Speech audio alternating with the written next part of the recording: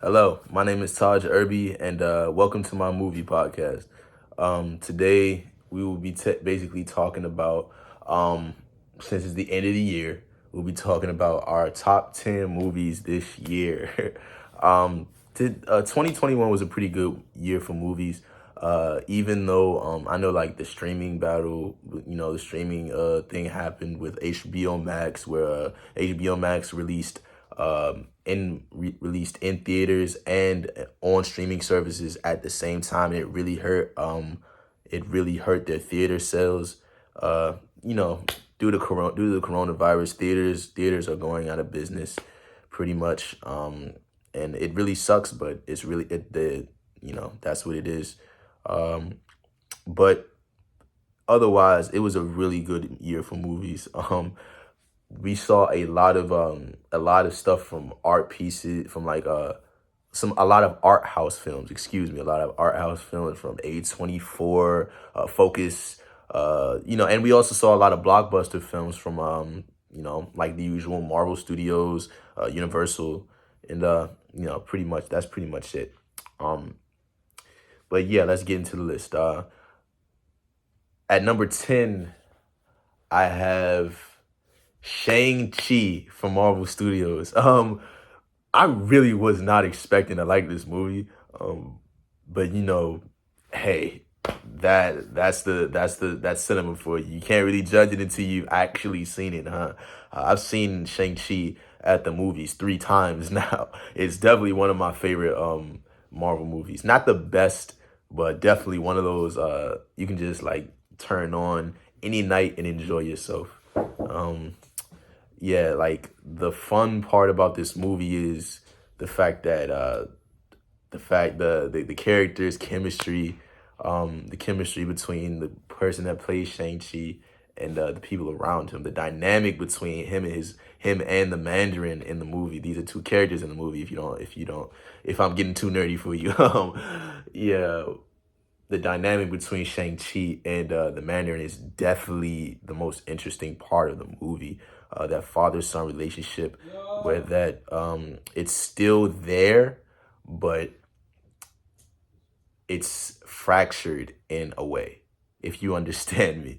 Um, my favorite part of this movie is definitely the action scenes, man. It's so beautiful.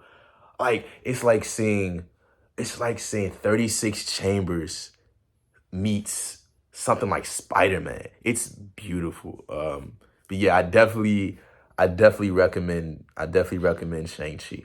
Um, Number 9, I would have to say number 9, I'll go with Candyman. Candyman was really good. It was definitely, I went into it thinking it was going to be another sequel, because I don't really like to me personally, I don't really like to watch trailers like that uh before a movie, because I think it spoils me too much. Um but Candyman, like when I was in the theater, I went to go see it with my friend. Um it's not directed by Jordan Peele, but it is produced by Jordan Peele. And that is made very, very clear at the beginning.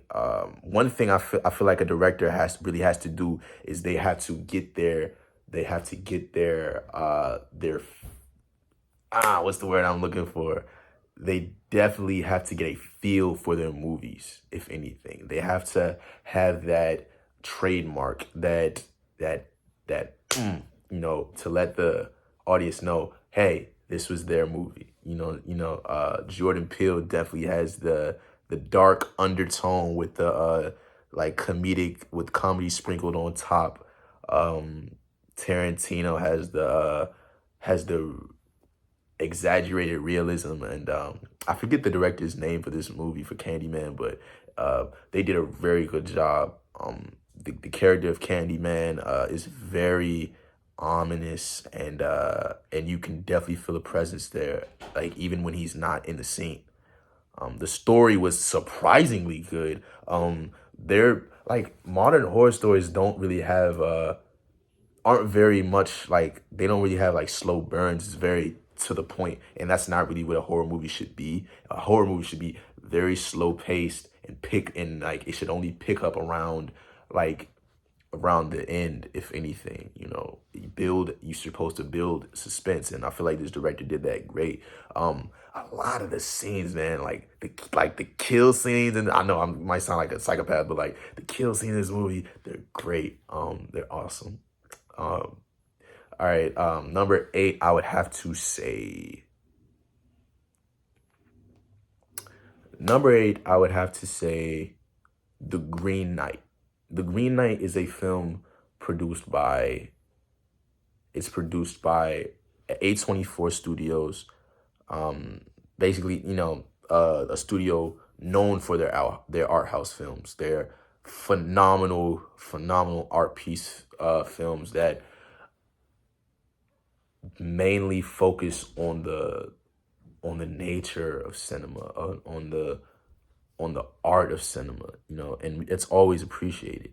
The Green Knight is a film based off of an Arthurian legend called Gawain and the Green Knight. From the very beginning, man, like this movie is it's beautiful, like in terms of story, in terms of like the costumes, the way it's shot, and a specific aspect ratio. I think it's 13. I think it's 3:16:4. I want to say, I don't know, but it's beautiful, man. In a movie like this, you'd expect it, just because it's based off of Arthurian legend. You would expect it to have so much action, but this movie is not action driven. If you're going into this movie hoping for some action, then you will be very disappointed because I feel like to the average viewer, it can definitely seem boring. But if you're there for the story, if you're there for a great story, great performances, and the message, it is very good, and you will leave this movie wowed by the set pieces, by the characters. Some of the scenes, there's so much meaning in every single shot, and I can appreciate that. Um, I got down to number 8. That's all I have for you today. But tune in next time when we talk about the rest of my list. So thank you, and that was part of my list for best movies in 2021.